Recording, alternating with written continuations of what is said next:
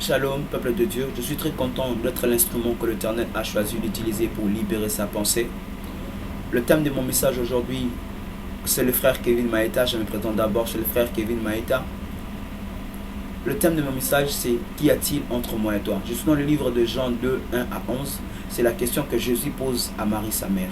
Et cette même question, Jésus te le pose aujourd'hui encore. Jésus te pose cette question à travers ce message. Qu'y a-t-il entre toi et lui? La personne qui pose cette question a vraiment besoin de savoir entre lui et toi, ou entre lui et nous, quelle est la relation que nous avons avec lui, ou quelle place ou quel rang que nous occupons devant lui ou dans sa présence. Aujourd'hui, il y a des chrétiens qui sont peu influents dans la présence de Dieu. Il y a des chrétiens qui cherchent à faire des mécanismes que nous ne comprenons même pas, que nous ne comprenions même pas, que nous nous demandons est-ce que c'est écrit dans la Bible, parce qu'il manque de l'influence dans la présence de Dieu. Dans cette fête, dans la fête des Cana, que la Bible parle dans le livre de Jean 2, 1 à 11, il n'y avait plus de vin. Tout le monde courait pour chercher comment voir le vin, mais Marie s'est tournée vers Dieu, vers Jésus-Christ, pour demander le vin. Pourquoi est-ce que Marie s'est tournée vers Christ pour demander le vin pendant qu'il y avait les disciples? Pourquoi les disciples ne l'ont pas fait? Parce que Marie, à cet instant d'abord, avait l'influence dans la vie de Jésus-Christ. Les disciples, c'était encore de nouveaux disciples qui venaient, mais Marie connaissait Jésus, savait de quoi Jésus était capable. Les disciples n'avaient même pas encore connaissance de celui qui était avec eux. Et Christ a répondu à Marie, il a dit: femme, qu'y a-t-il entre moi et toi? Mon heure n'est pas encore venue. L'heure n'était pas encore venue pour que Jésus puisse accomplir un miracle. Mais Jésus a eu à accomplir ce miracle dans la fête des Cana parce que Marie avait de l'influence dans la vie de Jésus-Christ.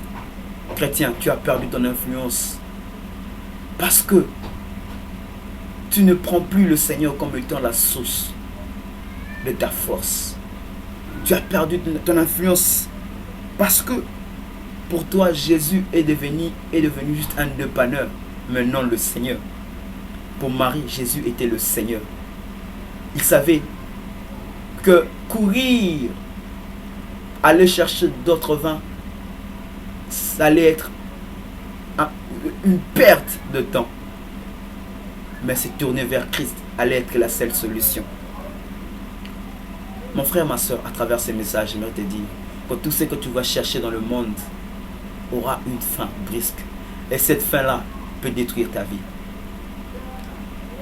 Le vin qui était dans la fête n'était pas plus excellent que le vin que Jésus a donné aux hommes.